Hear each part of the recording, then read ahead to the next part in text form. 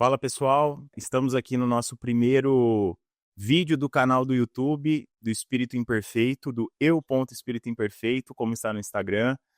E esse é um novo projeto que eu decidi fazer, fazendo entrevistas com as pessoas que têm atividades com a espiritualidade, seja num centro espírita kardecista, como se diz, seja num terreiro de Umbanda, seja em um centro universalista, para a gente poder conversar um pouco e falar sobre esse assunto que faz tanto sentido para a gente, né? E hoje eu trouxe a minha tia, eu já vou pedir para ela se apresentar mais aqui. Bom, antes de tudo, vou pedir para você se apresentar e falar um pouquinho sobre você, nome, onde trabalha, enfim. Bom, eu sou a Érica, sou a tia do Lucas. Eu trabalho em um centro espírita kardecista, mas sou uma pessoa com a mente muito aberta, né? Gosto de conhecer um pouco de cada coisa. E hoje eu tenho várias atividades dentro do centro espírita e uma delas está muito relacionada com a mediunidade, né? Eu trabalho numa sala de desobsessão e tenho um trabalho pontual também em uma sala de socorro aos suicidas. Pessoal, tá tudo improvisado aqui, tá? Eu queria já ter começado isso antes, mas não deu para arrumar as coisas que precisavam para poder fazer, os microfones para as duas pessoas, mas eu decidi começar mesmo assim para não ficar o projeto guardado na gaveta, tá bom? Então a gente vai improvisando aqui, mas o mais importante eu acho que é o conteúdo, né? Aquilo que a gente quer passar e que a gente quer discutir e falar, enfim. Eu queria começar lá de trás, então que você começasse. Acho que é legal a gente falar da mediunidade, né? Que é algo que as pessoas muitas vezes pouco conhecem quando não tem ninguém próximo a elas que tem a mediunidade, ouvem falar. É algo que se mistura muito com a questão de crenças populares, dos filmes. Então as pessoas vão criando coisas na cabeça e muitas vezes não buscam estudar, né, por meios sérios, vamos dizer assim. Então, fala um pouquinho pra gente como que foi quando você descobriu que você tinha mediunidade, né, lá atrás. Como é que foi esse acontecimento para você? O que aconteceu que você falou, nossa, eu tenho mediunidade, tem alguma coisa aqui que não tá, entre aspas, normal? É muita coisa, assim, para a gente pensar, para começar, assim, de ter um ponto de partida. Mas vamos lá, uma coisa que eu acho que é bem interessante da gente, comentar, é que a mediunidade, ela não é estudada, porque ela não é conhecida, né. As pessoas não têm acesso. A gente fica sempre, fechados dentro de caixinhas, conforme as nossas origens católicas e das religiões e doutrinas que são mais antigas, que formaram toda a nossa história social, enfim.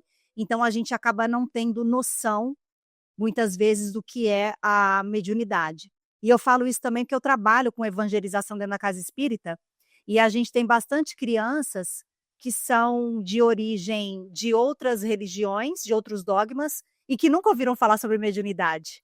Então, trazendo isso para mim, né, da minha história, eu fui entender melhor sobre as coisas que aconteciam comigo desde muito cedo, eu diria que aos 40 anos. Então as coisas já vinham acontecendo comigo, eu sou de formação católica, né, fiz a primeira comunhão, mas nunca fui de frequentar, e eu começo a ir a uma casa espírita por volta dos meus 18, 17 anos. E mesmo assim, naquele momento, quando eu comecei na casa espírita, eu não tinha muita noção do que acontecia lá, eu não sabia o que era Kardec, porque foi numa casa espírita kardecista que eu comecei a frequentar. Antes disso, fiz aquelas aventuras de jovem, fui em centros de umbanda, passei em gira, mas sempre, buscando solução para o problema do namorado, solução para aquelas coisas, assim, que a gente não entende o que é. E, quando eu, me casei a primeira vez, eu comecei a ter começaram a ter alguns acontecimentos pontuais na minha vida, que depois, mais tarde, que eu fui entender o que é que acontecia comigo. Mas enfim, eu sempre tive uma intuição muito forte de me conectar com algo que parecia que ia acontecer e no mesmo instante acontecer. Por exemplo, aos 18 anos eu tinha uma amiga que a gente tinha uma sintonia muito grande e ela morava em São Paulo e eu morava em Rio Preto. E do nada, fazia muito tempo que eu não falava com ela, do nada, eu comecei a pensar demais nela e comecei a sentir uma angústia muito forte, e no mesmo instante meu telefone tocou, era ela. Estava lá em São Paulo, passando por uma situação muito complicada, angustiada, chorando. Então, depois que o tempo passa, que eu começo a me conectar com isso. Na minha época da gravidez, totalmente contrário da minha primeira gestação, totalmente contrário daquilo que eu já ouvi falar dentro do espiritismo, que quando a gente está gestante, a mediunidade é como se ela se acalmasse. Para mim, ela ficou muito mais intensa e eu ainda não sabia. Se eu tinha meus 27 anos, eu não sabia que era mediunidade. O primeiro sonho que eu tive com a minha filha foi um sonho onde eu estive com ela, eu não sabia qual era o sexo dela ainda. E aí foi muito legal, porque eu sonhei que eu estava sentada na praia, e aí eu olhava lá na frente, isso era véspera de eu saber qual era o sexo dela. E ela vinha caminhando exatamente como ela é hoje. Morena, alta, do cabelo comprido, com uma perna bem grossa, e me chamou a atenção aquela perna grossa. E aí eu olhei e falei: "Gente, quem é essa menina?", no sonho. E ao mesmo tempo, eu sentia que ela era minha, que ela era parte de mim, né. E ela vinha ao meu encontro. E aí eu acordo, quando eu acordo, falo: "Gente, vai ser uma menina". E aí no outro dia a gente foi, fez eh, o procedimento lá, o ultrassom, e a gente viu que era uma menina. Um outro episódio também, se eu não me engano foi em 2006, o meu pai estava, internado, muito mal de câncer, e ele esteve comigo na madrugada. Eu estava dormindo e ele veio, eu acordei com ele me beijando, e foi muito rápido, assim, a minha lembrança é muito rápida. Quando ele me beijou, eu acordei e pensei assim: "Meu pai morreu". Quando eu acordo, meu telefone tocando, era o meu irmão me avisando que meu pai tinha desencarnado. É. E então foram, assim, esses vários desses episódios que eu venho ter recordação disso, quando eu começo a estudar sobre mediunidade e quando eu começo a trabalhar sobre mediunidade, que essas minhas memórias vão voltando. Aí, só para finalizar essa primeira parte, quando foi que a mediunidade eclodiu? Foi na dor, né. Eu vinha passando, assim, por um processo de buscar o meu lugar no mundo, de autoconhecimento, de entendimento de todas as áreas da minha vida, e eu comecei a ter muita tristeza, muita angústia, querer ficar muito na cama, e eu falava: "Gente, não é possível, esse negócio está muito mais forte do que eu, o que está acontecendo comigo, né?". E aí minha mãe, espírita há muito tempo, estuda bastante, tem bastante conhecimento, discernimento, ela me falou: "Filha, talvez isso seja um processo mediúnico, vamos buscar auxílio". Graças a Deus eu estava dentro de um berço espírita. Quando eu vou em busca desse auxílio, que a gente vai movimentar pessoas, que vão me colocar dentro de um curso, dentro de uma organização de pessoas que já estão dentro da mediunidade, que identificam ali que há um processo mediúnico e talvez um processo de afinidade ali com espíritos mais, na mesma sintonia que eu, não uma obsessão necessariamente, eles começam a me tratar e a me direcionar. Só que eu comecei a refutar um pouco isso. Quando eu fiquei um pouquinho melhor dessa fase, eu comecei a refutar um pouco isso e falei: "Bom, eu acho que não é". E aí aconteceu uma coisa física muito interessante, que eu estava a minha filha estava deitada na cama, eu conversando com ela, e de repente eu comecei a sentir um gosto de sangue na minha boca. E aí eu pedi um tempinho para ela, fui ao banheiro, cheguei no banheiro e olhei, assim, a minha boca. Quando eu olhei, minha boca estava cheia de sangue. E era um sangue muito vermelho, muito vivo. E aí eu olhei aquilo e falei, assustei, né, falei: "Gente, o que está acontecendo?". E aí eu cuspi o sangue, e quando eu cuspi, começou a sair muito sangue. E aí eu olhei para aquilo e falei: "Gente, isso não é meu". Quando eu disse: "Isso não é meu", Sumiu. sumiu completamente. E aí foi quando eu comecei a sentir afinidade com a espiritualidade, quando eu falei: "Não, não adianta, Eu não tenho foto. não Eu tem fui como falar que não tem nada. não tem como escapar". Ou uma interna. Pois é, e aí eu comecei no processo de estudar bastante, entender as coisas da melhor maneira, e tudo foi se encaminhando até que eu chegasse no trabalho mediúnico. Acho que é isso. Quais são as suas mediunidades? Então, isso é bastante complexo da gente definir, né, mas assim, Por cima, assim. eu posso falar que hoje eu tenho uma intuição muito forte, eu trabalho com a psicofonia, que é o que todo mundo chama vulgarmente de incorporação. Dentro desse trabalho que a gente desenvolve, a gente tem também a psicografia, e acho que é isso, né. Clarividência. A clarividência, né, também é uma mediunidade que a gente lida de vez em quando. Eu acho que é isso. Vamos tentar explorar um pouquinho só dessas questões para a gente poder trazer um pouco de luz para as pessoas entenderem quando elas. Porque assim, é um pouco complicado para quando você não tem a mediunidade entender os processos, né, mediúnicos. Então, como funciona? Por exemplo, você, no momento, nós não estamos em nenhum centro, nenhum terreiro, nenhum lugar que um trabalho espiritual é desenvolvido. Aqui, se você se concentrar agora e vamos dizer assim, abrir as suas percepções, você consegue se sintonizar com espíritos que estejam aqui ou com outras consciências? Ou você precisa estar em um lugar específico de trabalho espiritual? Então, eu não estou determinando que seja isso, estou só compartilhando a forma como eu entendo, como eu lido e como acontece comigo. Então, quando a mediunidade, no meu caso, começou a eclodir, não tinha, eu era como se eu fosse uma porta aberta. Então, a qualquer momento eu me sentia envolvida, eu passava muito mal, aconteciam todas as situações comigo. Mas naquele momento eu ainda não tinha nenhum tipo de clarividência. Era muito mais o sentir e o dar a passividade, a incorporação, como as pessoas vulgarmente entendem. Quando eu começo a entender como se dá o processo e começo a entrar num processo de autoconhecimento, através do estudo e da orientação de pessoas muito sérias, eu comecei a conseguir me controlar e me equilibrar melhor. Hoje, posso falar hoje, né, dentro de um trabalho mediúnico desses que eu atuo, quando nós estamos na corrente fluídica do trabalho, as percepções elas se potencializam muito mais, porque está num ambiente propício, porque é um trabalho direcionado e porque existe equilíbrio dos médios que a gente tem um objetivo específico, a reunião.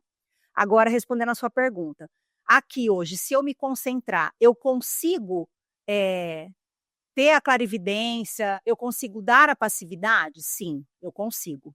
E muitas vezes, dependendo do meu estado emocional, psíquico e mental, que a gente não está nunca 100%, quando eu estou um pouco mais, com a frequência um pouco mais baixa, então essa facilidade de me conectar, de ouvir, de sentir e até de abrir a percepção da clarividência, ela aumenta.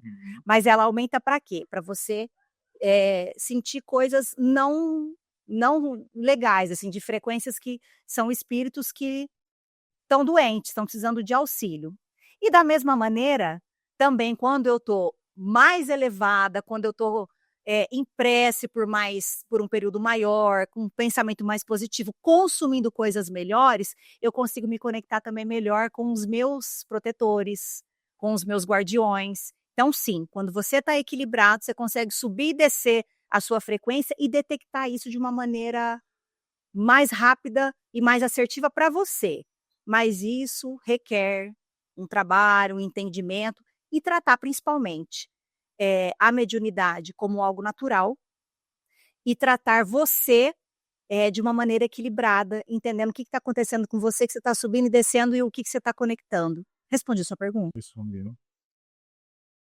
Respondeu sim. Ou seja, a parte emocional influencia nas suas percepções espirituais. Eu diria 100%. E você consegue saber quando a parte espiritual influencia nas suas emoções? Ou quando é as suas emoções que influenciam na parte espiritual, ou não? É uma linha tão tênue, mas tão tênue, é aquilo que a gente estava falando essa semana, né, que o espírito e a matéria, eles estão tão juntos, que a gente não consegue saber aonde começa um e onde termina o outro. Eu diria assim, que é praticamente impossível eu saber quando é um e quando é outro. Eu vou por dedução, né. Quando eu percebo que as coisas estão muito difíceis, às vezes eu estou muito chorosa, às vezes eu estou muito irritada, às vezes eu estou com muita raiva, todos os sentimentos negativos, eu tento parar e pensar: "Opa, o que está acontecendo aqui no meu meio, que eu estou baixando a minha vibração e eu estou me conectando a alguma coisa errada. O que está acontecendo? É no trabalho? É aqui em casa? É falta de grana? Por que a minha frequência está baixando?". Então, assim, eu vou trabalhando as deduções e não é fácil, gente. Não é fácil. A gente está falando aqui, está discorrendo sobre, mas é um exercício 24 horas. Porque é quando você está acordado e é quando a gente está em desdobramento, a gente está dormindo, também tem todo esse rolê acontecendo com a gente. Então o esforço ele é diário e 24 horas. Eu acho que, independente do ponto de partida do desequilíbrio, a resolutiva é sempre a mesma, né? Buscar se sintonizar com os nossos guias, com os nossos protetores, tentar equilibrar os nossos pensamentos, né? E aí eu acho que isso meio que não importa se veio de nós ou se veio de lá, né? Acaba sendo a mesma coisa, para resolver o problema, né? É porque no final das contas é o nosso esforço. Se veio de lá ou se veio de cá, como você falou, isso é irrelevante.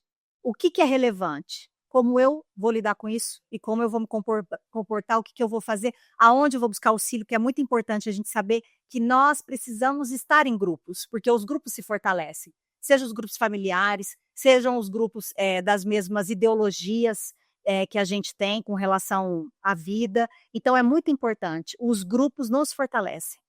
E a gente tem humildade, né? Para a hora que ouvir de alguém do nosso grupo, ó, tem alguma coisa errada aí, vamos ligar o sinal de alerta, você conseguir parar e sair do ego, da vaidade e falar, peraí, deixa eu ver que realmente tem alguma coisa que está me desequilibrando mais. Legal. A gente discorreu bastante sobre mediunidade, né? Falamos bastante. Você tem alguma pergunta que você quer colocar? Pessoal, tô falando com a Camera Girl aqui, tá? Você tem alguma pergunta que você quer colocar da mediunidade? Não, eu só quando a Ati falou do início, eu lembrei muito de quando começou, né? Vocês falou assim, conversa com a Ti, que é uma sensação de desespero. tipo, Sim. e aí você me entende que Isso. todos nós eu quero sentir isso, né? Então. Não, só pra você falar. Dá pra pegar, pode falar. E daí, só isso que eu queria compartilhar com a Carla Flor, eu tô aqui assim, gente. Legal. É no começo. Certo equilíbrio, discernir, vai entendendo, vai segurando mais, porque eu sentia também uma certa. Como se meu corpo eu não tivesse muito domínio. Exatamente, é isso mesmo. E aí você fala, gente, mas qualquer. E toda hora, qualquer coisinha já é motivo pra. Você vai conseguir controlar com o tempo. Então, só uma coisa importante, pegando um gancho nisso que a Sara falou, que esse princípio ele é extremamente fundamental para começar a construir o caminho para a gente se equilibrar, porque senão a gente pode enlouquecer. A gente tem um conteúdo lá na nossa casa espírita, que é a educação mediúnica. Então, existem técnicas para auxiliar a gente. Então, a gente utiliza uma técnica que chama passing. O que é essa técnica do passing? Então, projeção de fluidos, deixa eu ver se eu lembro, aproximação do espírito, contato com o espírito, manifestação do espírito e passing. E passing é isso, né? Projeção de fluidos, aproximação do espírito, contato, envolvimento e manifestação do espírito. Então, o que é a projeção de fluidos? A gente começa a entender quando essas sensações começam a acontecer com a gente, né? Então, a gente tem algumas coisas físicas que começam a acontecer com a gente, que é o primeiro passo. Aí, a segunda, que é a aproximação. O que é aproximação? Você já começa, ai, meu Deus, nossa, eu tô sentindo alguma coisa, não tô bem, parece que tá me dando uma aceleração, parece que eu tô com falta de ar, não sei se é angústia, não sei se é ansiedade, não sei se é um ataque de pânico, não sei o que tá acontecendo. Tá se identificando? Isso, é isso mesmo. Você quer sair correndo, é como se fosse o pânico mesmo, né? A síndrome que eu já ouvi falar, minha mãe já narrou bastante, que é realmente essa sensação. Aí, espiritual e matéria se confundindo. Aproximação, paz. E o contato. O que é o contato? Pronto, você já foi envolvida. Não é que o espírito te abraçou, é que aquela energia já conseguiu entrar em contato com a tua aura. Já está ali, ó, espírito com espírito, e aí pronto. É onde às vezes você perde as forças e cai, às vezes você pode até já começar a dar uma passividade, falar coisas incongruentes, às vezes o espírito fala totalmente, toma conta da tua mente, começa a falar por você. Então, nesse processo da educação mediúnica, a gente começa a entender, vai fatiando passo a passo do que a gente muitas vezes só entende a hora que já aconteceu, a hora que você já está envolvido. Então, é muito legal. Muito legal. mediunidade físico ou espiritual? É um processo físico ou espiritual? O ponto de abertura dele, né? Um médium, ele é médium por alguma questão física dele ou por alguma questão espiritual? O médium ostensivo, ele tem uma organização física diferente, né? É como se fosse assim, as pessoas que não têm mediunidade ostensiva, as células das pessoas, só para dar uma explicação, assim, para contextualizar. Então, as células são fechadinhas. O médium, ele tem as células, digamos assim, um pouquinho mais abertinhas, que é onde passa o canal de comunicação mediúnica. Isso é algo que a ciência ainda não conseguiu encontrar, né? Eu acho que sim, eu não sei te dizer cientificamente como é que isso ocorre. Você tem essa informação com clareza? Não. Se a organização é diferente, eu não sei. Então, as últimas coisas que eu vi era que eles estavam buscando diferenças entre médiums, supostos médiums, né, no caso da ciência, falando, e de pessoas que não são, né? Eu acho que tem. Eu acho. A gente pode até depois pesquisar e colocar de uma maneira mais robusta. Se eu não me engano, eu acho que tem já estudos que falam a respeito justamente dessa questão das células, vamos pesquisar, da diferença, da diferenciação. Tá, vamos falar um pouquinho, isso aí é o que você entende, como você vê e tudo mais, né? Dessas questões, principalmente agora por conta da internet, né? Assim, ter o espiritismo, a espiritualidade, estar difundida na internet, assim, né? De maneira bem expressiva hoje. Nós temos vários e vários vieses totalmente diferentes, principalmente dentro do espiritismo, né? Falando do espiritismo porque é a sua área de trabalho com a espiritualidade, né, atualmente, mesmo que a gente saiba que você não esteja limitado a isso. Mas como que você vê essas diversas diferenças de ponto de vista? Se você acha que isso é positivo ou se isso é negativo, como que você enxerga todas essas diferenças que existem hoje? Eu acho que elas são importantes. Às vezes eu fico até um pouco revoltada, porque eu vejo coisas assim que estão tão distantes daquilo que para mim é ser um cristão, porque todos nós somos, nos identificamos como cristãos no sentido de seguirmos a moral de Jesus, né? Que para nós é o espírito de maior envergadura que já passou aqui pela Terra. Mas se a gente for pensar, eu pensando por um lado assim bem racional, eu acho que isso é importante. Por quê? Porque nós temos diversos tipos de entendimento, nós temos diversos tipos de espíritos que estão consumindo, de espíritas, espiritualistas que estão consumindo esses conteúdos, cada um num grau específico de entendimento. E às vezes, mesmo que eu não concorde com o conteúdo X ou Y do coleguinha, ele pode estar dando luz a muitas pessoas que não têm ainda um entendimento além daquilo que está dentro de uma caixinha específica.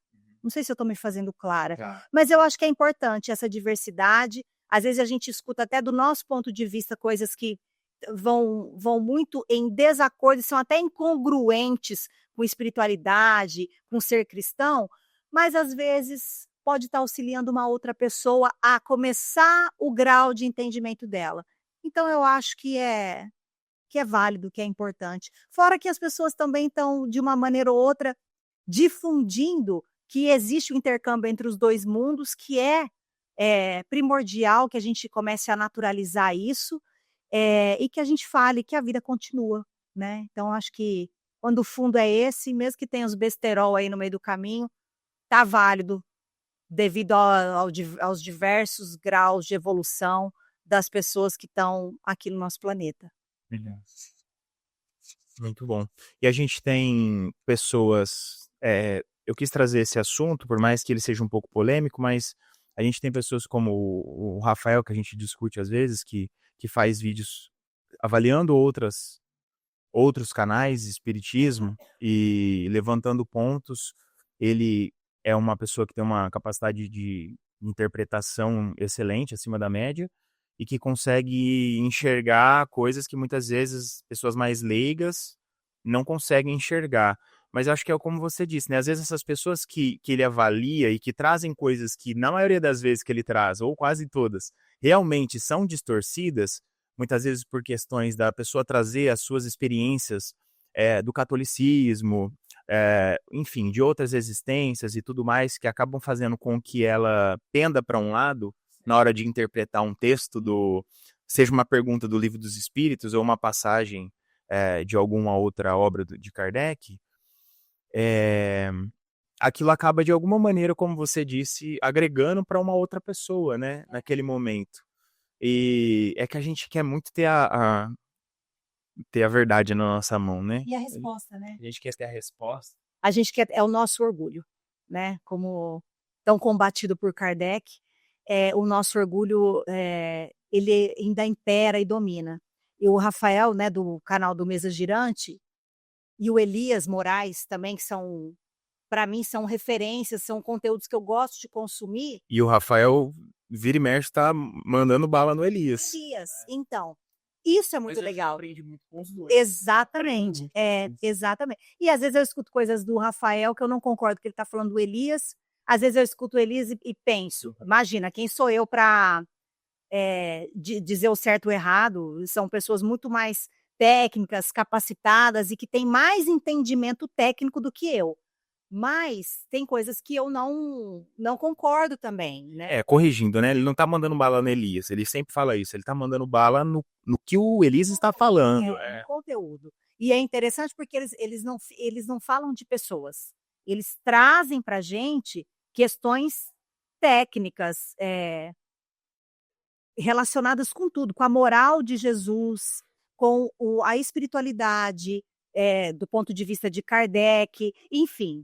Então são pessoas, assim, muito capacitadas, que eu gosto bastante. Muito bom. Eu acho que foi um bom primeiro episódio para o nosso canal.